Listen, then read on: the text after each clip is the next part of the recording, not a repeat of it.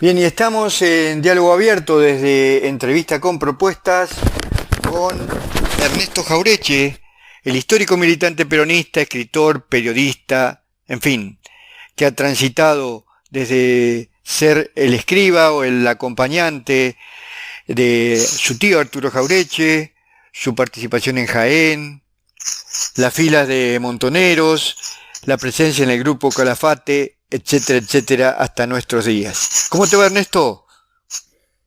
Hola, buen día, Silvio. Encantado de escucharte y además a los compañeros que están escuchando.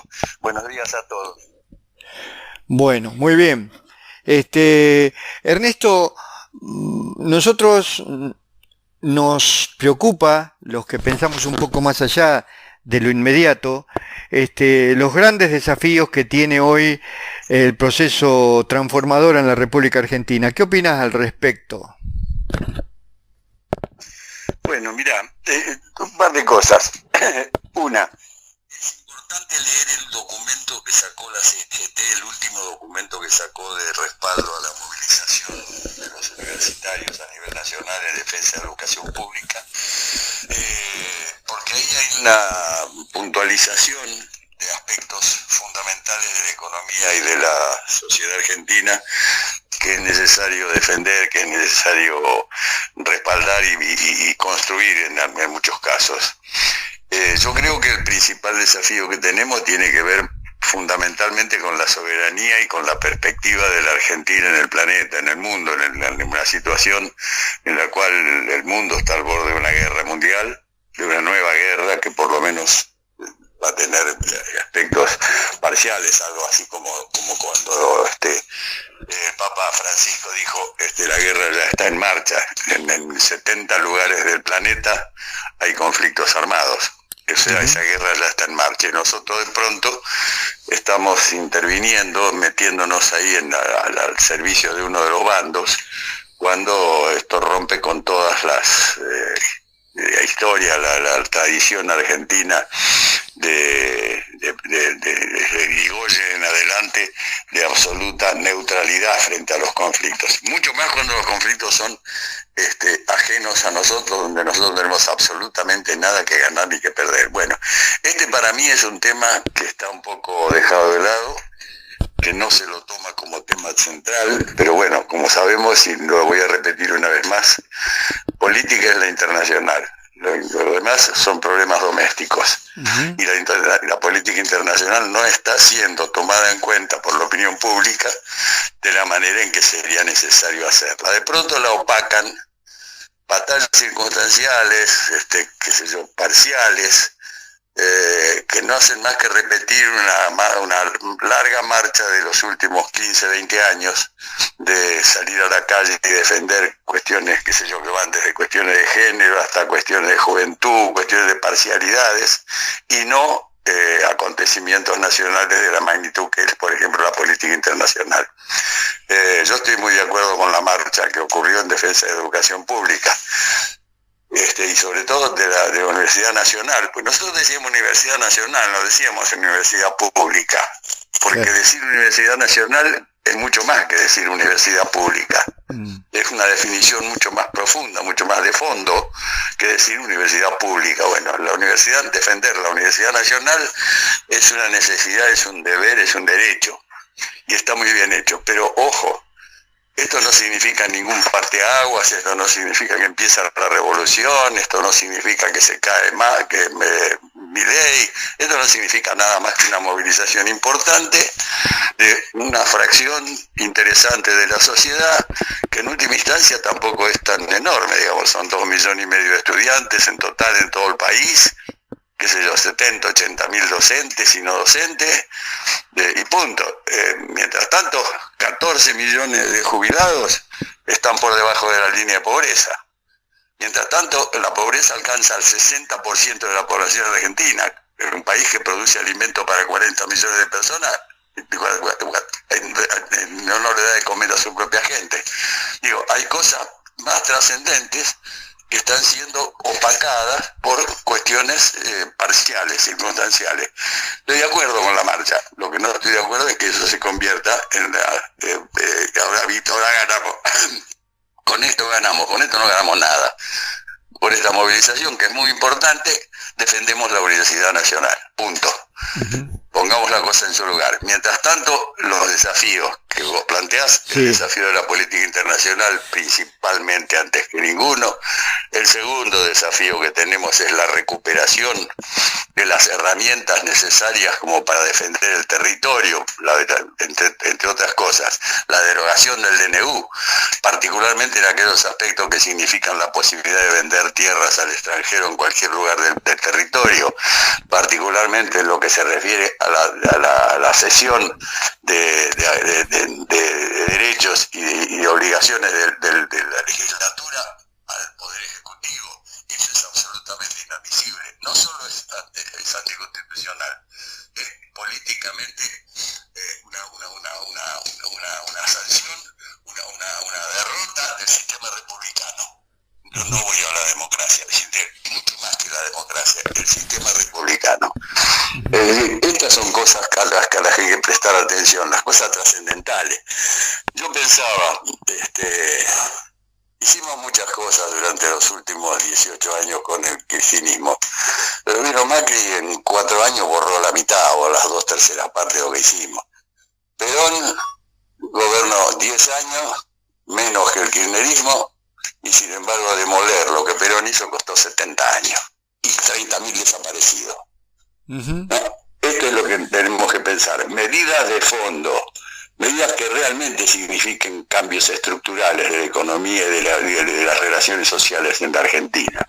¿Qué requisitos, Ernesto, qué requisitos se necesitan para producir esas medidas? Y la fundamental es una recuperación de la capacidad de movilización popular. Sin movilización todas esas cosas no se hacen, eso no lo hace la clase política, la casta, esto no lo hacen los legisladores. Claro, esto lo hace un pueblo movilizado, luchando por defender sus obligaciones y sus derechos, y su patria. No solo su patria, sino también sus intereses. Este es el camino que creo que es un largo camino a recorrer por delante. Yo te digo esto, bueno, ya lo hemos charlado. El subtítulo de mi libro, que el último que he producido, que se llama Memoria de la Esperanza, dice vida, pasión y muerte de un muchacho peronista. Y muerte, dice, ¿por qué? Y bueno, porque el muchacho ya no existe más, ese se murió, pero tampoco existe más el peronismo. Esto no es peronismo, ya no vemos más peronismo. Esto es una cosa que habrá que pensar que se va a sumar a la experiencia histórica del pueblo argentino en la reconstrucción de un nuevo movimiento nacional y una nueva herramienta política de ese movimiento nacional que no sabemos cómo se va a llamar ni qué la va a liderar todavía. Pero que bueno, creo que el acento hay que ponerlo sobre la reconstrucción del tejido social argentino. Ahí hay algunos atisbos interesantes, importantes, a los cuales hay que prestar mucha atención, que son la movilización de las organizaciones sociales, los intentos de defensa del sistema cooperativo, la lucha por generar mecanismos de producción, por ejemplo, de alimentos que puedan competir con los monopolios que nos están saqueando. Hay una cantidad de actividades mutuales, clubes, qué sé yo, que existen, a los que hay que empezar a nuclear en una red cada vez mayor, de modo tal de poder construir un capital social y un capital material, un capital económico también, capaz de financiar una política diferente. ¿Y quién concibe? Perdona, Ernesto, ¿y quién concibe eso? Porque eso es un planteo, bueno, que ¿desde dónde se concibe eso? Desde los 1000 lugares donde se están construyendo. En el interior hay lugares, por ejemplo, qué sé yo, Bahía Blanca, la cooperativa de trabajadores de Bahía Blanca están compitiendo hoy día comercialmente con nada más ni nada menos que con la Anónima. Cuando los trabajadores se ponen a organizar estas cosas, su destino es la victoria, es el triunfo. Bueno, esto hay que hacerlo en cada lugar. El tema es que si nosotros nos dejamos llevar por el discurso de lo inmediato y no pensamos en lo inmediato, en lo necesario, nos quedamos con lo urgente, no resolvemos nada. Creo que es hora de empezar a pensar en lo necesario más que en lo urgente. Aunque en lo urgente hay que dar respuestas en la medida que se pueda, como fue la respuesta de los universitarios defendiendo la Universidad Nacional. Me parece bien. Pero hay que eso inscribirlo en una propuesta superadora, en una propuesta que nos permita pensar el futuro de Argentina. En todo caso, preservar la universidad es preservar el presente y el pasado. Pero ojo, el futuro de Argentina está inscrito en el marco de una nación que crezca, de una nación que tenga soberanía, de una nación que contenga el movimiento estudiantil. Si no, el movimiento estudiantil por sí mismo no cambia la realidad. Uh-huh. Bueno, estamos en diálogo abierto con Ernesto Jauretche.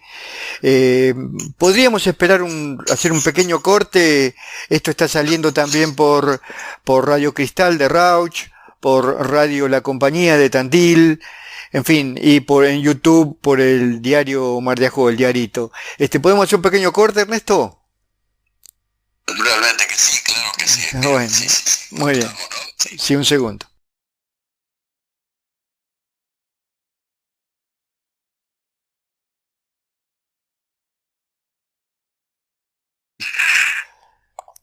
Bueno, y estamos aquí nuevamente con Ernesto Jauretche en esta entrevista con propuestas y estamos compartiendo su pensamiento, su experiencia, fruto de una experiencia muy rica y diversa y atrevida. Vos osaste en tu vida, ¿verdad, Ernesto? Sos un tipo osado. Osaste, bueno, generalmente digo, yo pongo ahí un epígrafe en el libro que acabo de mencionar, que estoy haciendo propaganda de paso. ¿Cómo se llama? ¿Cómo se llama? Memoria de la Esperanza. Ajá, perfecto. Ahí hay un epígrafe que es una frase que dijo el más grande historiador argentino actual, que es Norberto Galazo, que dice, una vez que me presenta, dice, este muchacho, Ernesto, dice, que se anota en todas las de pelea, pero en ninguna de las de cobro. Esa es un poco mi historia, ¿no? Sí, siempre anotaron la de pelea, y a la hora del reparto no me interesa estar. Prefiero dejar pasar. Bueno, algo parecido a lo de mi tío, lo de Arturo. Sí. Arturo era un gran político de primer nivel que una vez en su vida peleó por un cargo legislativo. No, nunca luchó por tener un puesto en un gobierno, ni ser legislador, no luchó por el poder personal. Luchó siempre por el poder colectivo, por la construcción del poder del pueblo. Es diferente eso a la lucha personal por la conquista de espacios, lugares en el sistema, exactamente, en el sistema político. Sí, totalmente de acuerdo. En eso he estado siempre relegado. En la segunda parte, digamos, en la primera, si en la parte de la pelea, siempre me van a encontrar.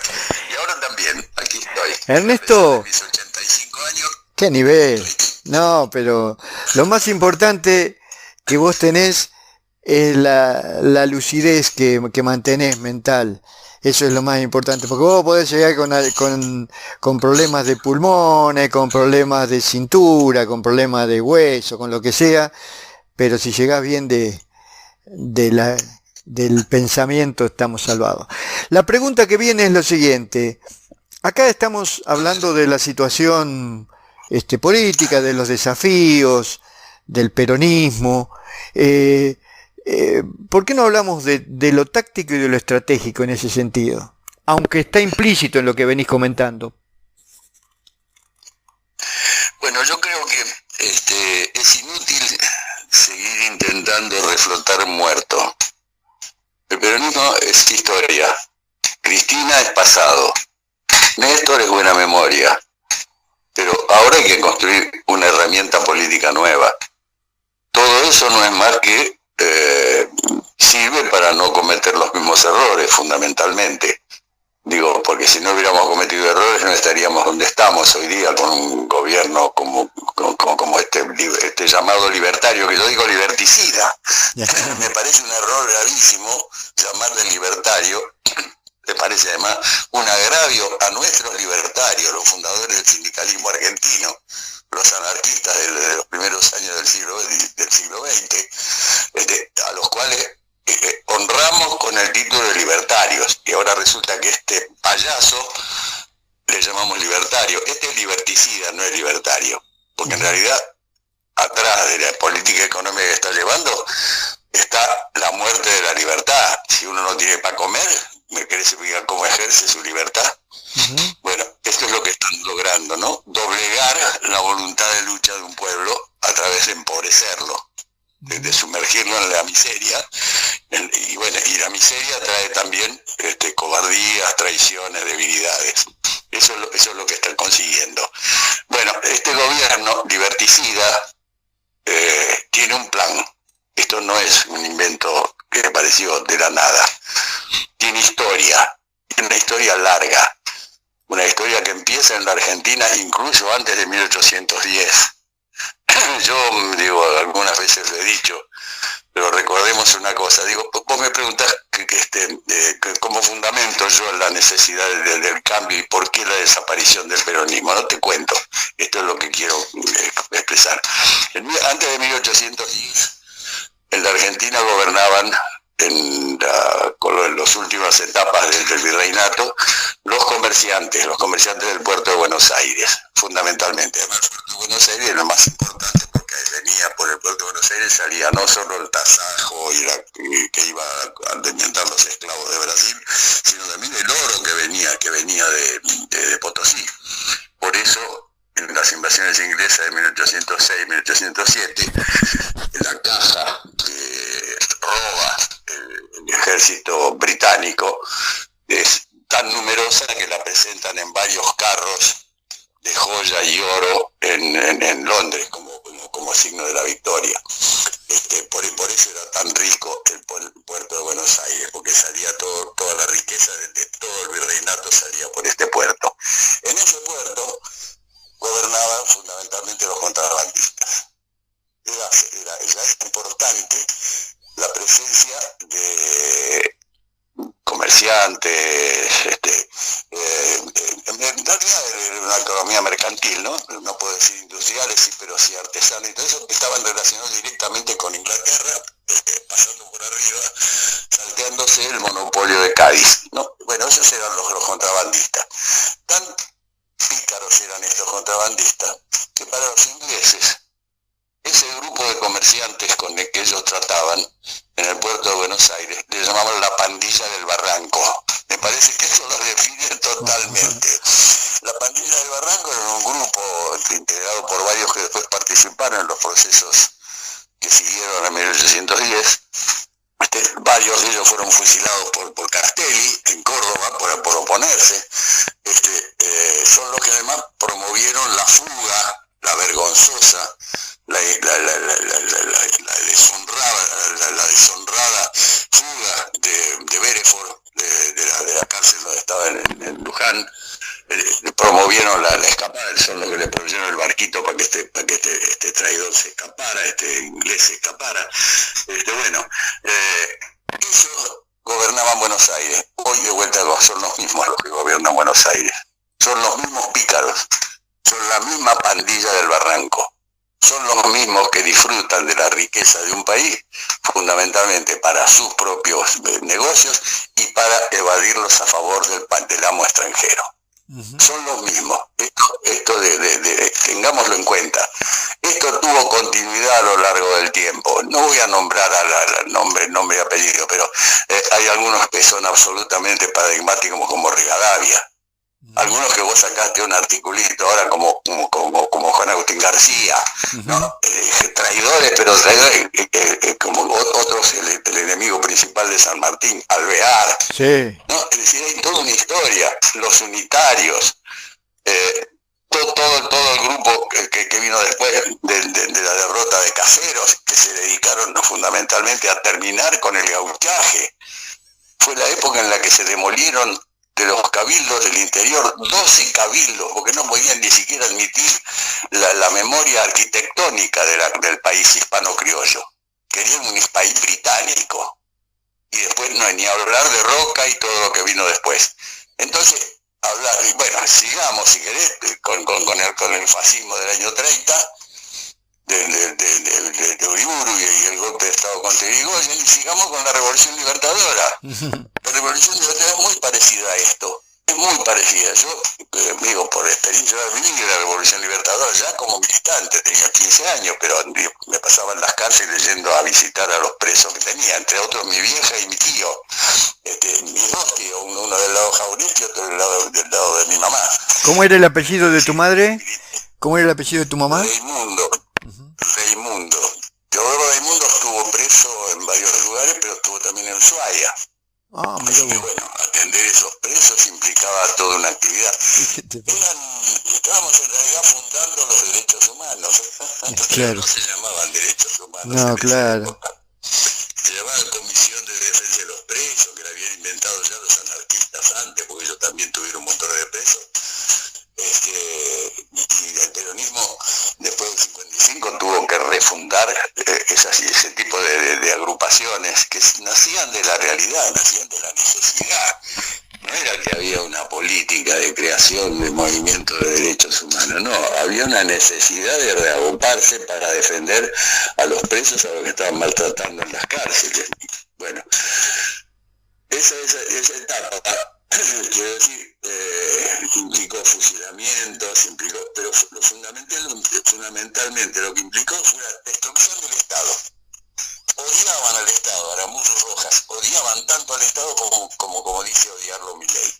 Lo primero que hicieron fue destruir el Estado, porque el Estado es la gran herramienta de la liberación, en manos del pueblo.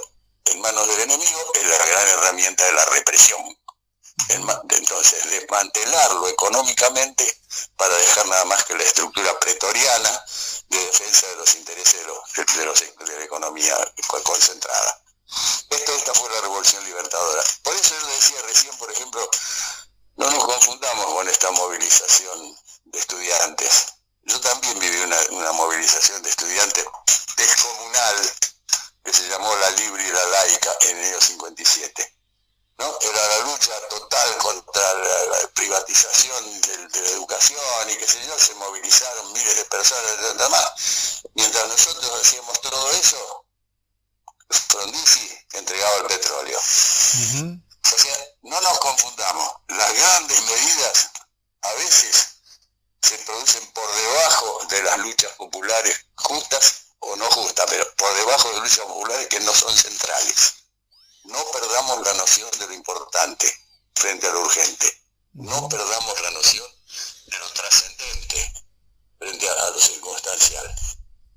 Esto es lo que yo creo que es necesario tener hoy día en cuenta. Bueno, estaba diciendo yo, pensar que Milei es un extraño,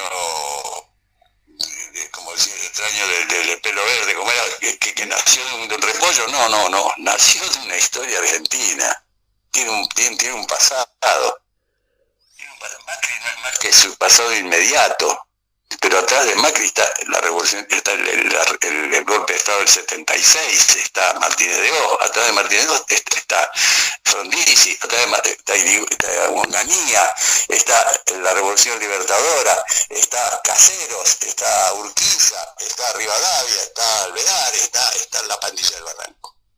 Digo, ojo, esto no es un hecho circunstancial, es un hecho crucial para la Argentina, que pasará, que seguirá siendo una nación soberana si esto no prospera. Si esto prospera, tenemos un destino de colonia.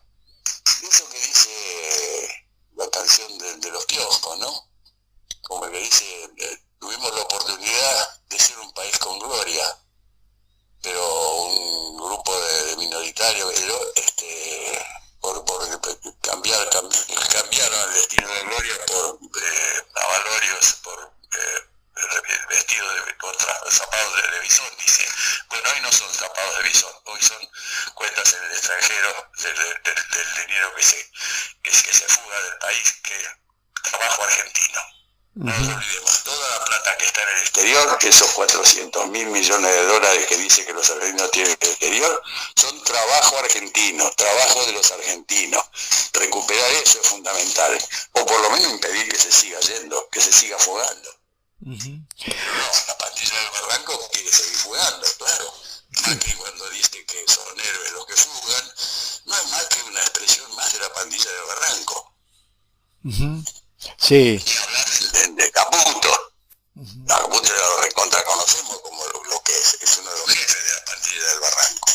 Son ladrones, son delincuentes, son estafadores, son, bueno, ni hablar. Ajá. Ya sabemos, estamos en manos de esa gente. Ujú. ¿Cómo nos acudimos esto? Entendámoslo, no es un problema estrictamente político, es un problema de defensa nacional, es un problema de soberanía, no es un problema de las próximas elecciones, que si el partido peronista se rompe o no se rompe, si Máximo, si Cristina, lo que está pasando es mucho más importante que Ujú. todo eso está muerto, pertenece al país del pasado. Ujú. Bueno, estamos en día... Perdón. Sí. Termina. No, te digo, no quiero involucrar a Kicillof en esto, que es uno de los pocos jóvenes que viene levantando cabeza, pero bueno. Ujú. Ahí va, no es el único, hay un montón de compañeros en todo el país. Ahora, si querés, hablamos un poco de esa visión que tenés Y aquí seguimos entonces dialogando con Ernesto Jaureche para entrevista con propuestas. ¿Cómo ves estas nuevas generaciones, estas nuevas presencias políticas en el espectro nacional, Ernesto Jaureche? Un poco como siempre, pero digo, me recuerda esta etapa en ese plano, el plano de lo que son los jóvenes y todo eso, me recuerda un poco los días previos a la vuelta del 24 de marzo del 76, Mirá vos. cuando se veía venir el derrumbe del país. Todavía el golpe no había ocurrido, pero ya los jóvenes empezaban a vislumbrar que el futuro se les escapaba de las manos y empezó a haber una fuerte corriente migratoria argentina hacia el mundo, particularmente hacia España, hacia Francia y hacia México y algunos países latinoamericanos vecinos. Me da la impresión de que los jóvenes en este momento, los jóvenes de clase media, los jóvenes proletarios, los jóvenes de la villa no tienen cómo irse. Eso no tiene Claro. remedio que aguantársela aquí. Los jóvenes que están trabajando, militando, qué sé yo, en el club de barrio o en la cooperativa, tampoco tienen necesidad de irse ni gusto por irse. Pero sí los sectores de clase media, qué sé yo, mantenidos por los padres, esos empiezan a emigrar, empiezan a irse, y algunos se tienen que ir además porque los persiguen, porque los dejan sin trabajo, porque, bueno, la desocupación está llegando a los 20%, ¿no? Estamos superando el 17% de fines del año pasado. O sea, hoy debemos andar arriba del 20% de desocupación. El 20% de la población económicamente activa, estamos hablando del 20% calificado de trabajadores. Bueno, es obvio que esos muchos tienen alternativas afuera y las van a usar. Porque sí, porque es necesario, porque uno trata de defender su familia, su futuro, su vida. Así que un poco veo eso en los sectores medios. Y veo que hay como una especie de tensa expectativa en el interior, en Tucumán, por ejemplo, que ha estado hace poco, han visto que hay pocas expectativas de que esto cambie. Como que están esperando que esto tenga éxito por sí mismo. Un poco lo que charlamos alguna vez, ¿no? Uh-huh. Creo que la opinión pública argentina está dividida en tres partes. Una parte que está esperando el resultado de todas estas medidas, creyéndose aquello de que no nos merecíamos lo que tuvimos y que es necesario reconstruir el país. Y esto no es que lo piense la burguesía, esto lo piensan también sectores populares muy de base. Piensan eso, piensan que están, digamos, de algún modo purgando la culpa de haber disfrutado del populismo. Uh-huh. Esto lo piensan mucha gente joven y mucha gente pobre.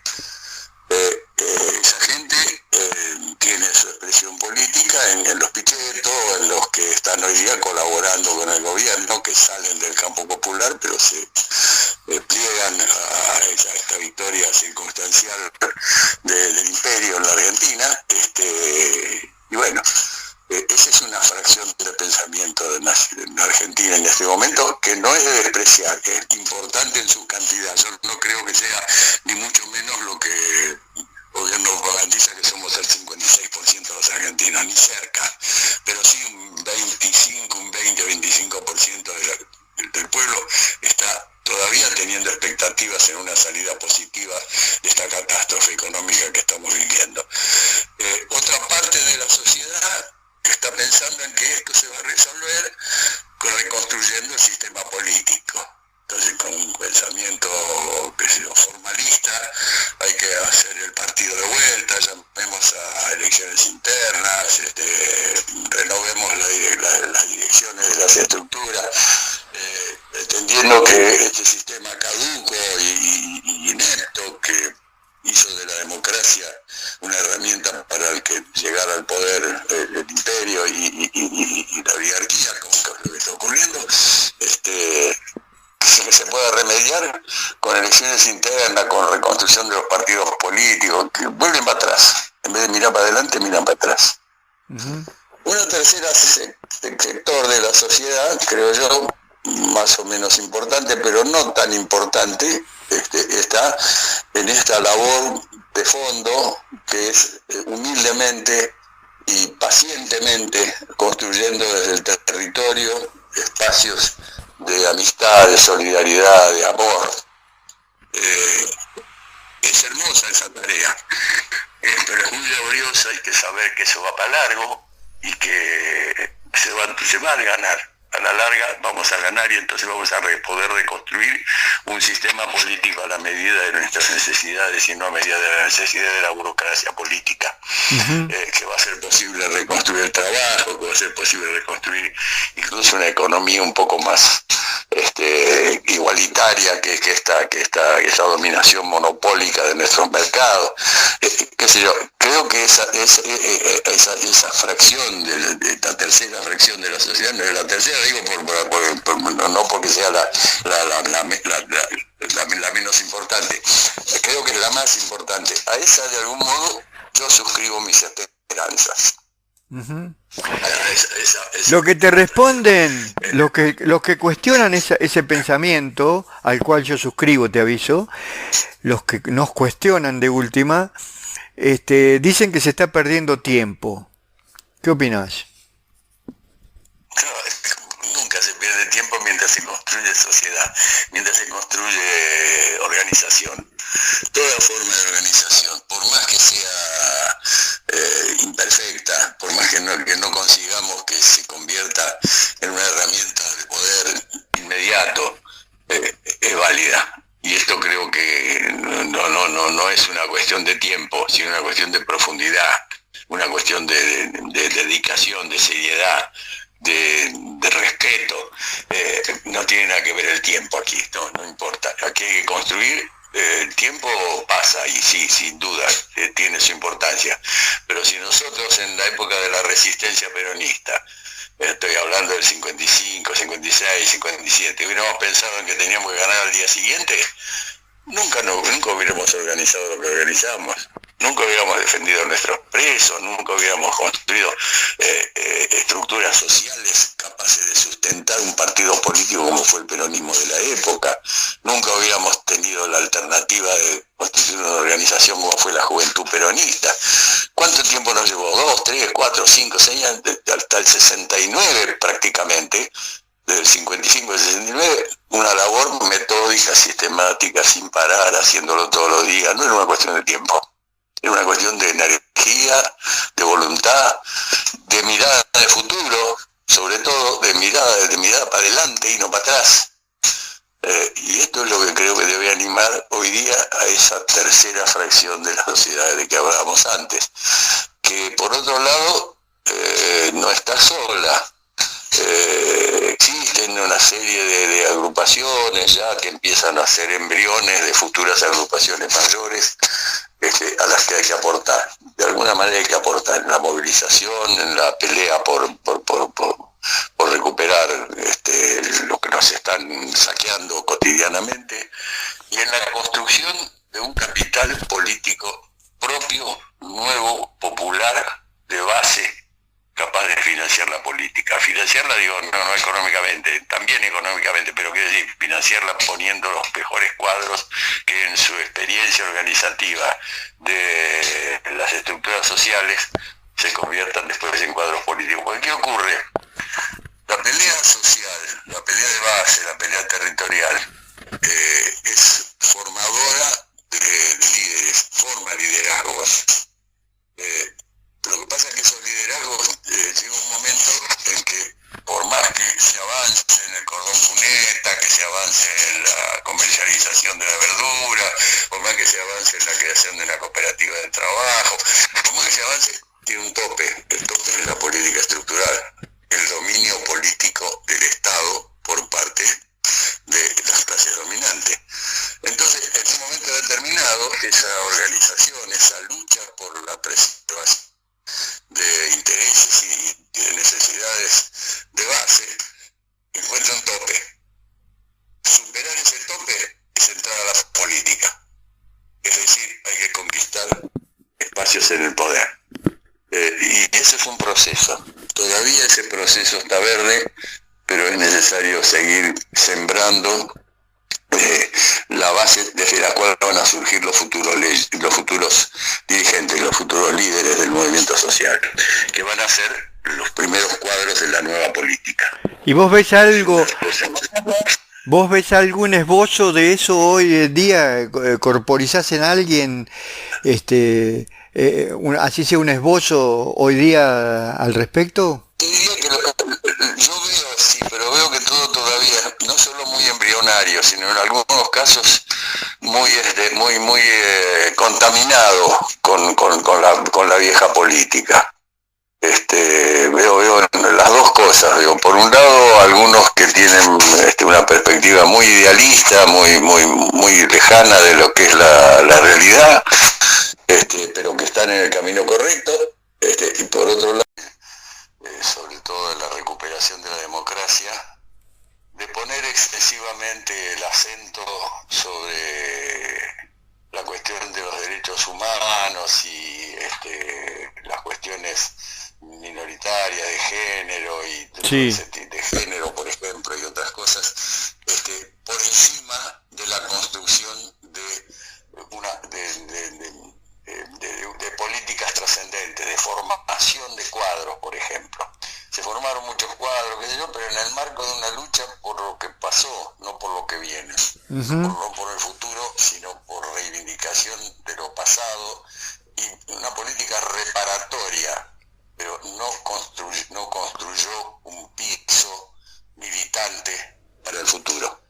Muy bien. Solo lo construyeron, No, al pelo. Sí. No sé si estás de acuerdo, pero... Sí, totalmente. Y por algo yo no milito en los derechos humanos hoy día. O sea, lo hago como algo accesorio. Voy a una marcha el 24 de marzo, pero sí, estoy de acuerdo. Sí, yo creo que ese es uno de los principales errores que hemos cometido en los últimos años. Yo te decía desde el punto de vista político, práctico, o sea, esto de los 30.000, o sea, lo estoy rescatando, más vale desde tu óptica, ¿no? Desde lo que planteás. Bueno, los 30.000 son consecuencia de la dominación de la pandilla del Barranco. Cuando decís la pandilla del Barranco, perdona Ernesto, Sí. cuando decís la pandilla del Barranco, porque lo mencionaste y o yo me distraje o no te entendí bien. ¿Por qué no lo explicitas un segundo y después seguimos con esta historia de los 30.000? Lo expliqué al principio.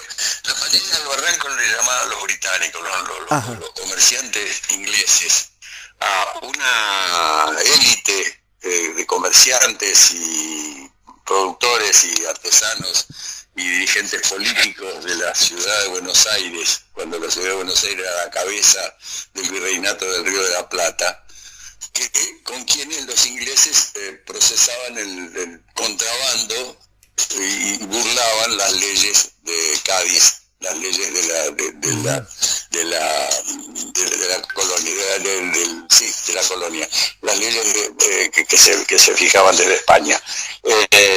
Esa era la pandilla del Barranco, era un núcleo de comerciantes importantes, muchos de ellos eran parte del cabildo, eran funcionarios del cabildo, otros eran terratenientes, otros eran productores, qué sé yo, de carne sobre todo, porque había tasajo para mandarle a los esclavos de Brasil y todo eso. Pero por el puerto de Buenos Aires transitaba toda la riqueza del virreinato, y el virreinato en aquella época incorporaba también el Alto Perú, o sea, Bolivia, el cerro rico de productor de oro y plata de Bolivia, de lo que es Bolivia, o sea, había una tremenda riqueza en esta ciudad de Buenos Aires, que se perdía en buena medida a través del comercio ilegal que practicaban lo que los británicos llamaban la pandilla del Barranco, que eran con quienes ellos hacían los negocios digamos, ilegales al margen de la ley. Contra ellos estaba, por ejemplo, Belgrano, que era en ese momento director del consulado, y que era el que autorizaba la entrada y salida de mercancías, pero se burlaban de las leyes españolas, y a través del riachuelo sobre todo salía riqueza abundante para afuera, como sale hoy a través de los bancos, y va a parar a las cajas de los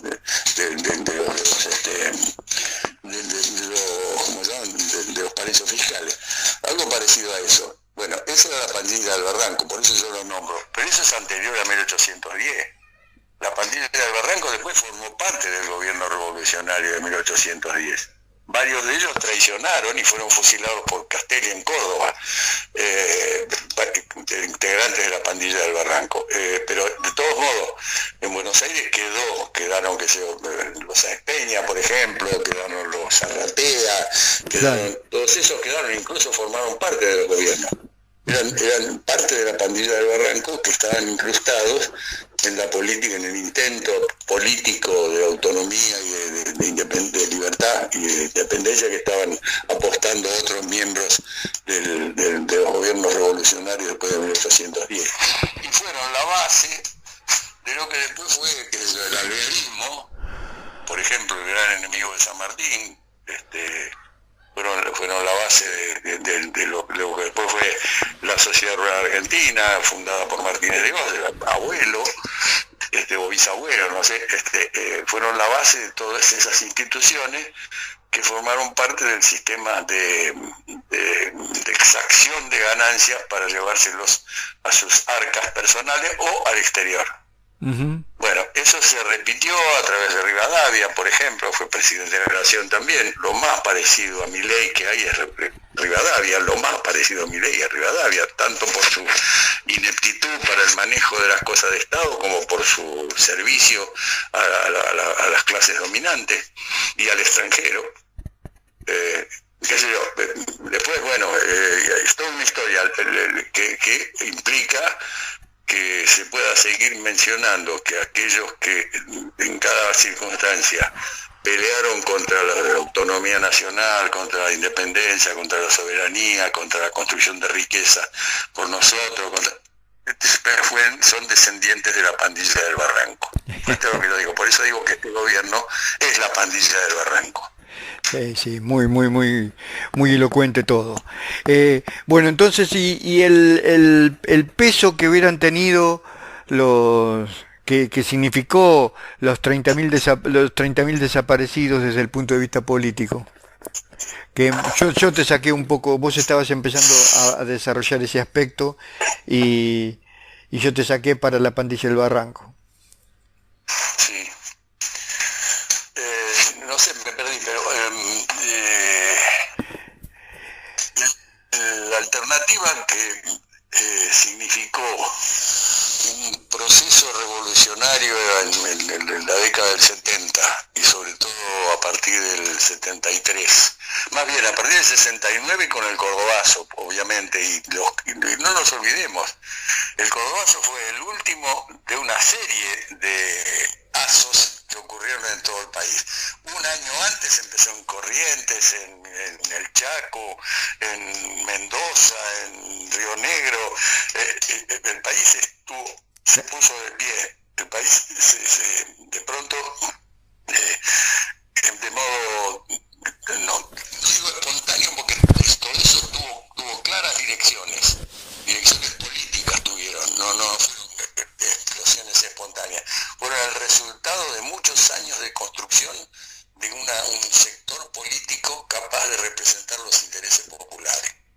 Esos fueron los distintos cordobazos de todo el país.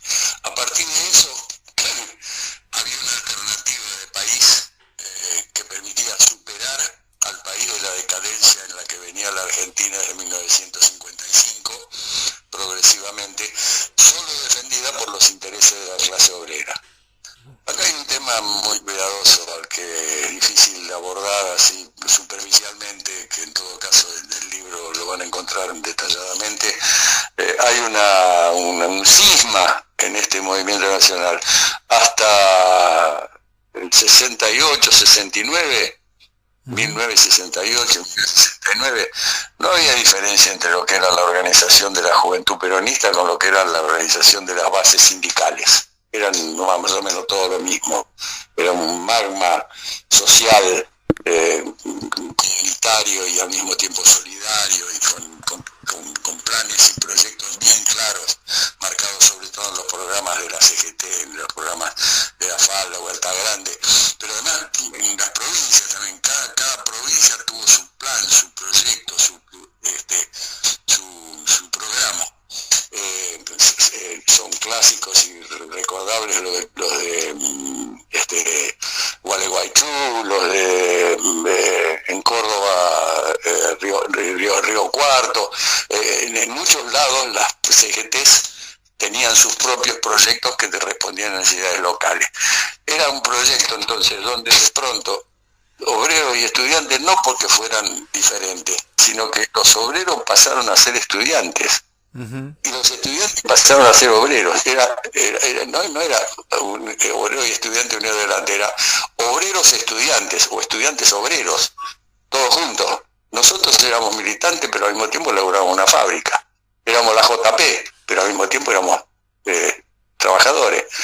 Y todo el mundo era trabajador, todo el mundo podía ser. No había una diferenciación entre obreros y estudiantes, éramos la misma cosa. Bueno, esto empezó a construir una nueva sociedad, la sociedad que logra la victoria electoral a través de las elecciones, lo que significa para esta sociedad de base, para esta sociedad de células organizadas, con base no solamente en los intereses, sino también en las relaciones morales, éticas, hasta religiosas, te diría, con un gran contenido cristianucci.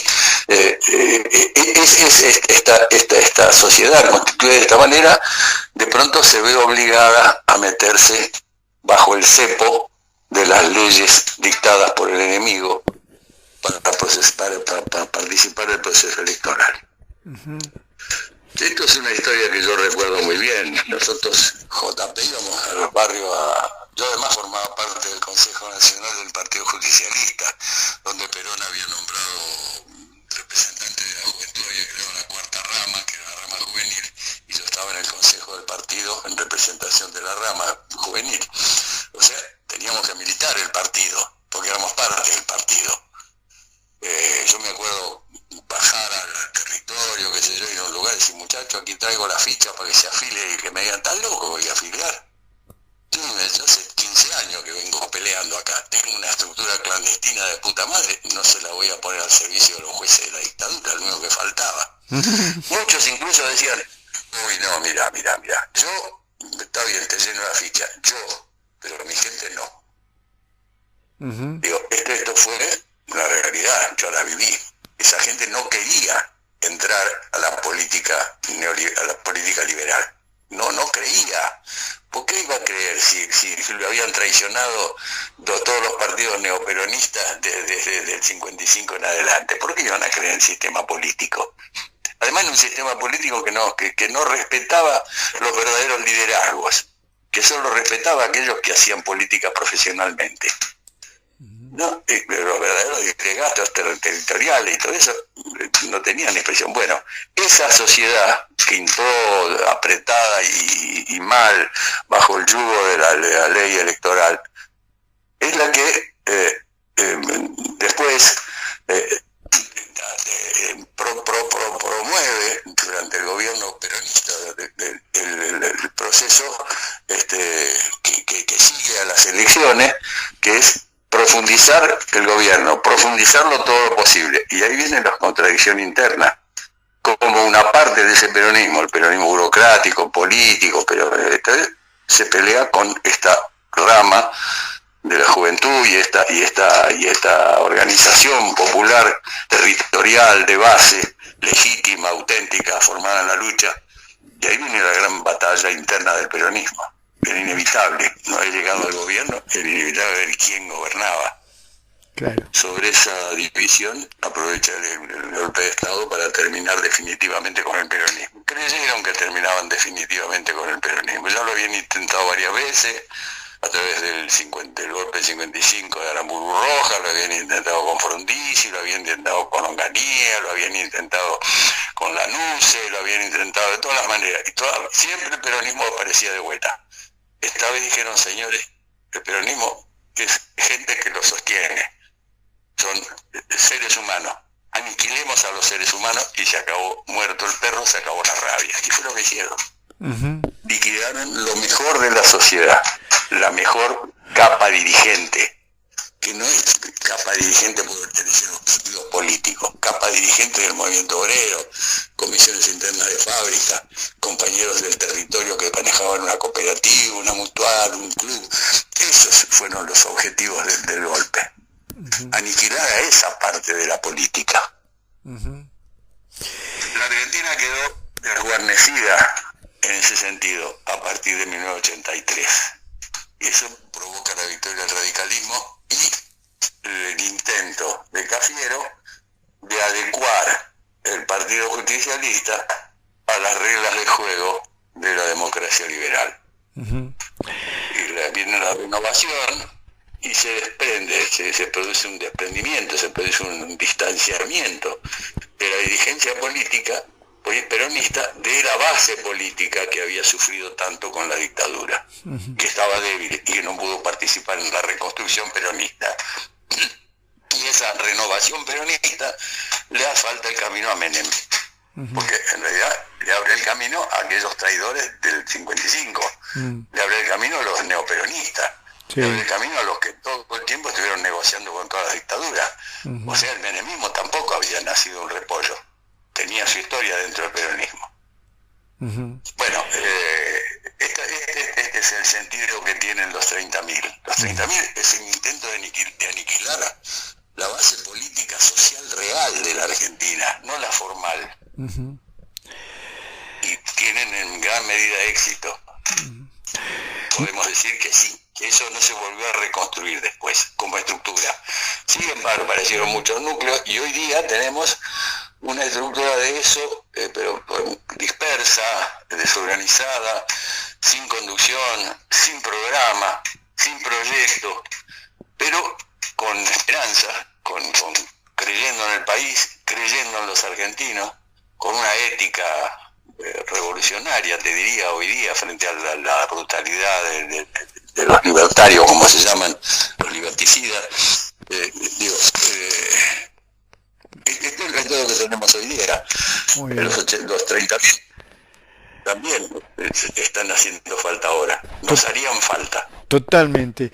Bueno, antes de entrar a la última pregunta, si te parece, hacemos un brevísimo corte, Ernesto, ¿puede ser?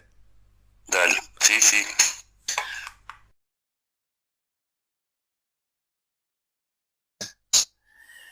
Y bueno, para terminar esta entrevista con Ernesto Jauretche, que siempre es un gusto personal y y como parte del proyecto nacional y popular, ¿qué es lo que estás dejando a nuestro pueblo, a nuestro movimiento, a nuestra nación, Ernesto, en materia de literatura?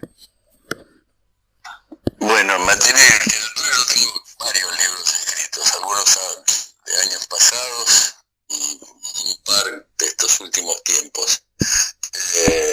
Dejo Cazadores de Utopías, por ejemplo, el guión de una película que a mi juicio fue un parteaguas de la política argentina, porque permitió a los montoneros decir: yo fui montonero sin vergüenza y sin miedo. Fue la primera vez que se pudo recuperar esa identidad, que significaba: yo fui militante popular en serio, de base, frente a esa burocracia política traidora. Bueno, eso salió en el 69, ¿no? ¿Qué año salió? No, más, 68, más, porque ahí participa Julio Urien, que salió en el 80 y pico. Cazadores de Utopía salió después, sí. Perdón, estoy diciendo, perdón, 79. No, más. Después del 83, no sé cuándo, pero después del 83. Después del 89, no, 89, hombre, época de Menem, ahora que Sí, me acuerdo. sí. Ahora sí. Ahí sale eso. Ahora sí. Sí. ¿Cómo se me confunden Y bueno, las décadas, no los años, las décadas? Confieso que he vivido, Ernesto. Confieso que he vivido. Lo que pasa es que a veces me desconcentro. Bueno, en realidad estaba chupando un mate, por eso me desconcentré, pero bueno, bueno, ese es un trabajo, por ejemplo, que yo todavía reivindico. Lo dirigió David Blaustein, que lamentablemente se murió muy joven, después de hacer una carrera cinematográfica muy importante, muy brillante. Pero eso para mí, y eso fue acompañado de un libro que se llamaba No dejes que te la cuenten, donde yo hago un poco de teoría historiográfica para buscar un piso historiador de pensamiento teórico de la historia, más acorde a nuestras necesidades que el que la academia enseña, que el que se enseña en las universidades. Ese fue el intento mío. Bueno, y tiene una serie de entrevistas que a mi juicio, la teoría de eso es: el pueblo hace la historia. No lo hacen las clases dominantes, no lo hacen los profesionales, no lo hacen los dirigentes, no lo hace el ejército. El pueblo hace la historia, no la hacen los gobiernos. El pueblo hace. Entonces tiene una serie de entrevistas que tienden a demostrar esa hipótesis, que el pueblo hace la historia, que es la misma hipótesis que está detrás de la película Cazadores de Utopías, ¿no? Es una hipótesis teórica historiográfica.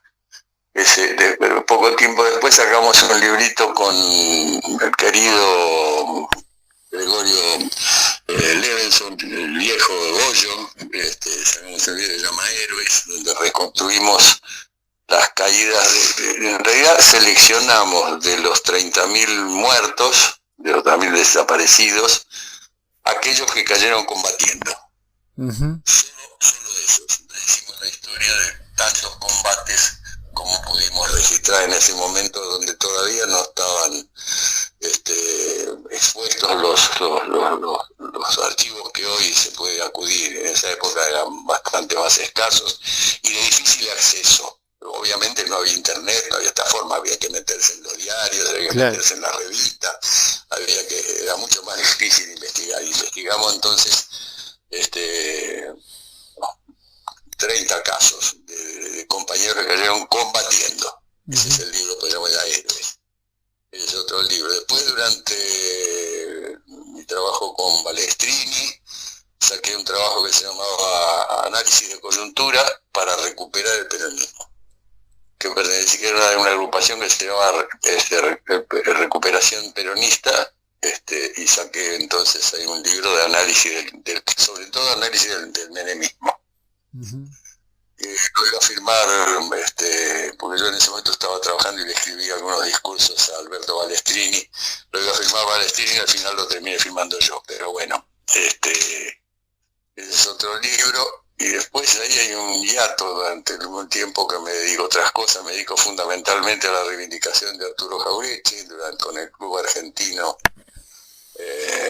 Arturo Jauretche, saco 10 ejemplares, uno por año durante 10 años, de una agenda jaurechiana que tiene una elaboración precisa respecto del pensamiento de Jauretche y el movimiento nacional, en momentos muy necesarios, donde estaba muy deprimido eso, que termina cuando llega Macri al gobierno, bueno, se acaba, porque eso se hizo sobre la base de mis relaciones con los sindicatos, y sin los sindicatos eso no solamente no había manera de quitarlo, sino tampoco había manera de distribuirlo.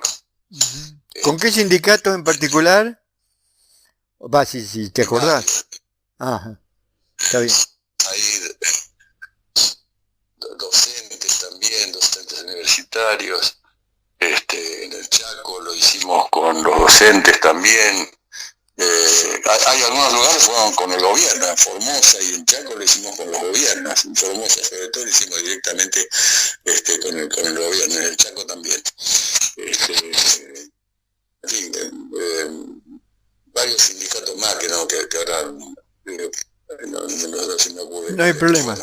Con los que hacíamos un seminario, además, hacíamos un seminario que se llamaba Basta de Sonceras. Era un seminario de 2 meses, de 8 fines de semana, viernes y sábado, que en general financiados por los sindicatos también del país, en todo el país. Lo hicimos en Tucumán, en Santa Fe, en Corrientes, en el Chaco, en Formosa, en Entre Ríos también, y en unos cuantos pueblos de la provincia de Buenos Aires.